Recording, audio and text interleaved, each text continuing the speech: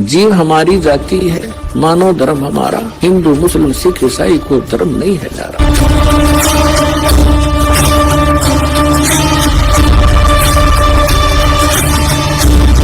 तो कहने का भाव ये है पुण्यात्मा, जो प्रसंग चलता था वही आते हैं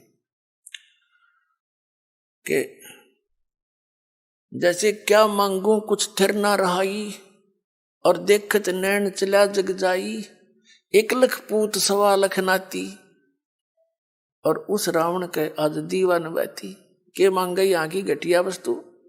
ठीक है, भगवान दे रहा है, ठीक है, और डिमांड करो, ना देते ये मत सोचो कि भी भगवान ने ऐसा क्यों नहीं दिया। ये सब कुछ दे सकता आपको, ये जो चाहे सो कर सकता कबीर परमात्मा। इसकी डिक्शनरी में इम्पॉसिबल वर्ड नहीं है, ये वो समर्थ परमात्मा है।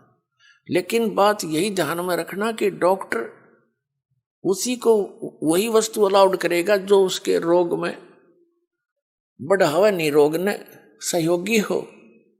तो ये भी आप ध्यान रखना, ऐसी वस्तु आपको यहां से मिलेगी नहीं जो आपकी भक्ति का नाश करे, और बाकी आपका काम कोई 8 लाख गएगी नहीं। ये सत्कर मान लियो, बेसिक लिख लेना कि तक कोने में डायरी के।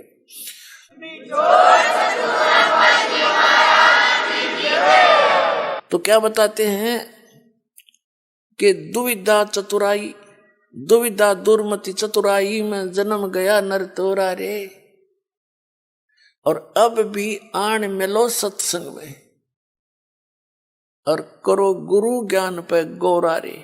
यानी गौर करो, इसमें गड़े ध्यान से विचार करो जो गुरु जी ज्ञान बताते हैं। फिर बताते हैं कि शरण पड़े को गुरु संभाले, जान के बालक भोला रे, और कहे कबीर तुम चरण चित राखो, ज्यों सुई में डोरा रे। जैसे सुई में धागा डाल देते हैं और नीचे गांठ लगा देते हैं, धागा उस सुई के लटकता रहता है, उसके ऐसे चिपटा रहता है, उससे दूर नहीं हो सकता, उसको साथ साथ ले जाएंगे, साथ लटकता जाएगा। कहते हैं शरण पड़े को गुरु संभाले, जान के बालक भोला रे। पुणात्माओं, जैसे जितने भी दास ने बहुत इतिहास दिखाए नकली ऋषि में ऋषियों के संतों के, सभी का विधान है कि जो कर्म में भाग में लिखा है वो तो आपने भोगना ही पड़ेगा। भाग्य में जो लिखा है उसको प्रारब्ध कहते हैं, प्रारब्ध। अब प्रारब्ध में हमने जो दुख भोगने पड़ गए, फिर भक्ति की आवश्यकता क्या है? कौन करेगा भक्ति? 1-2 चोटी सी लाग जब आदमी फूक देगा ठा के सारी मूर्तियां नरुन फोटुआ ने, तो क्या कैसे भक्ति कर सकता है? दिल टूट जाता प्राणी का। भक्ति करने की उत्साह तभी बनता है जब आदमी आने वाली आपदा का पता लग जाता कि ऐसा होना था, और फिर एकदम परमात्मा उस बला को टाल देगा आपकी, और आपको महसूस भी होगा सचमुच आज शरण में ना होते थे, बिजली गिर गई थी। तो फिर दूनी रुचि बनेगी भक्ति में। तो क्या बताते हैं कि जब तक आप गुरु की शरण में नहीं आते तो तब तक आप बालक थे, भोले बालक थे। और छोटा बच्चा अबोधपने में जैसे पालने में लेटा है बच्चा, बेटा या बेटी, और टट्टी पेशाब कर दिया कपड़ों में ही, और हाथ पैर मार के सारे कपड़े भी खराब, पैर पूर भी लथेड़ लिया लपट के टट्टी में, और फिर रोने लगता है, तो माता समझ जाती है कि इसने कोई भूख लगी होगी। वो जाती है उसको संभालने के लिए, तो क्या देखती है? सारे कपड़े भी खराब कर रखे, टट्टी भी कर रखी, पेशाब भी कर रखे। तो उसने बालक बुरा नहीं लगता, उसको पता है, इसने पता को नहीं, ज्ञान है माँ ने कि इसको पता नहीं, बालक से उसको ऊपर कोई दोष नहीं, कोई क्रोध नहीं करती। उन्हें उठावेगी, धोएगी, मांजेगी खूब अच्छी तरह, कपड़े धोकर सुखावेगी, नए पर आवेगी, और छाती के लावेगी, फिर लाड करेगी, दूध पिलावेगी। तो आज जब तक इस शरण में नहीं आते परमात्मा कबीर जी की में, आप ऐसे बच्चे हो, और अनजानपने में ना जाने कितनी गलती करके आप कति छिड़ गए, उसमें लथड़े पड़े हो। लेकिन कहते हैं शरण पड़े को गुरु संभाले, और जान का बालक भोला रे, कहे कबीर तुम चरण चित राखो, ज्यों सुई में डोरा रे। आपका इतना काम है।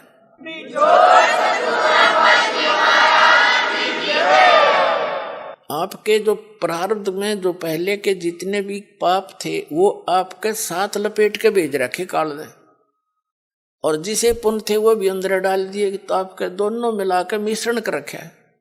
तो अब परमात्मा आपके उन पापों को धोएगा सारा ने, और फिर आपको समझ कर लेगा, और समझ करके फिर सीने का लगाओगा और सतलोक में ले जाकर दूध पियाओगा, यानी वहां सदा सुखी कर देगा आपको।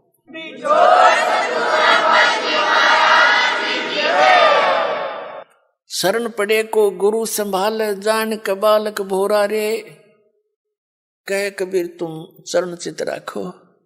फिर आपका कर्तव्य बताया है कबीर साहब ने, आप भी अपने गुरु जी से ऐसा अभेद संबंध कर लो, मन में दोष नहीं आवे।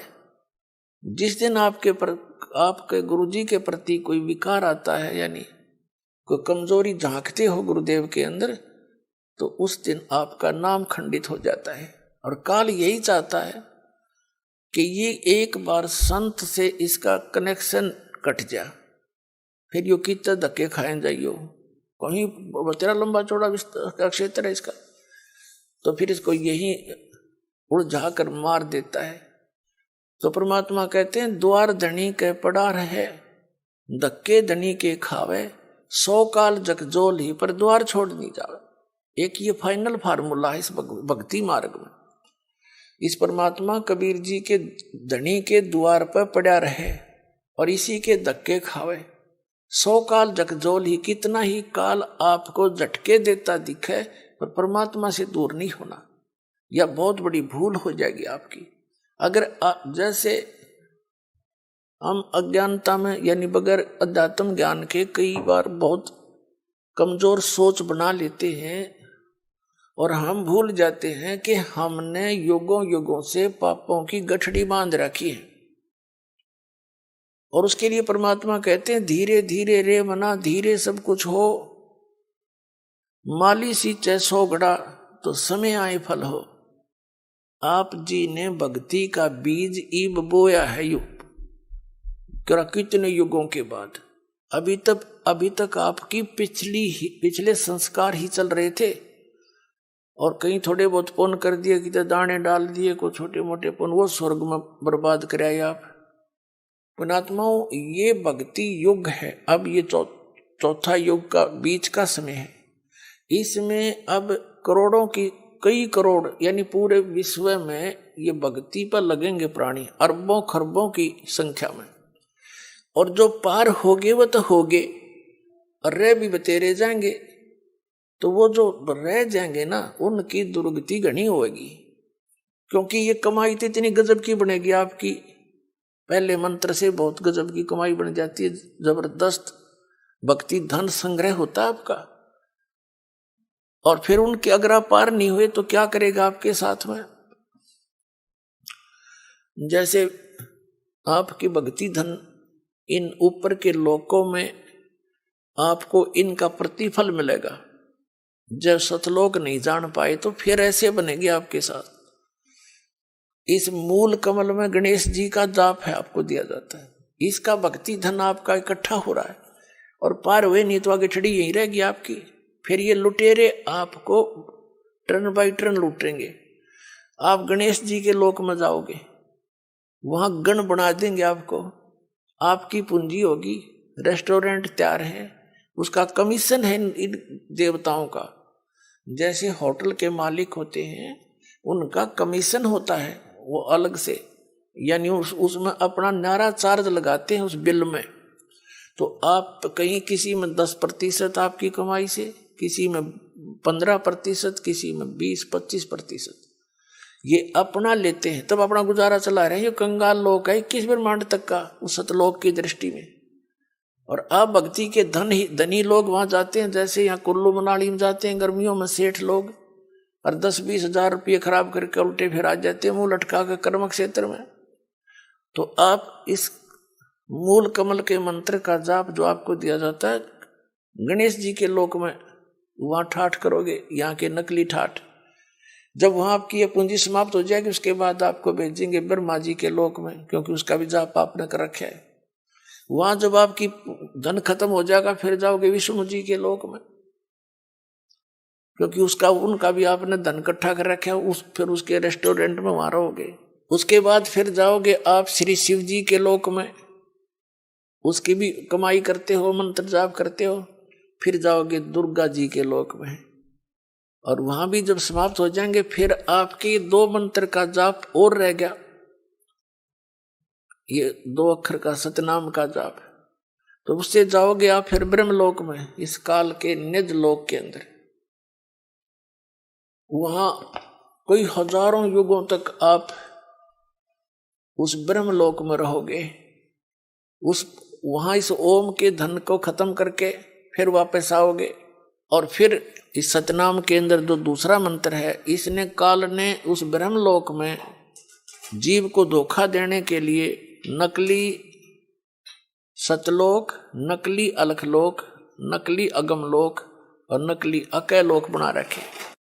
तो उस पूंजी को फिर ये आपकी वहां बर्बाद करावेगा।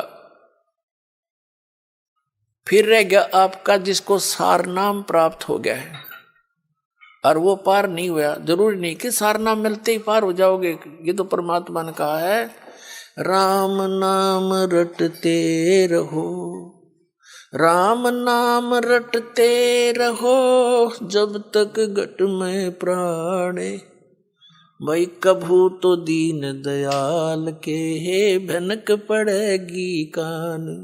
परमात्मा कबीर जी कहते हैं, पाकी खेती देख के गर्भियो मत किसान, अब हूँ झोले बहुत हैं, घर आले तब जाने।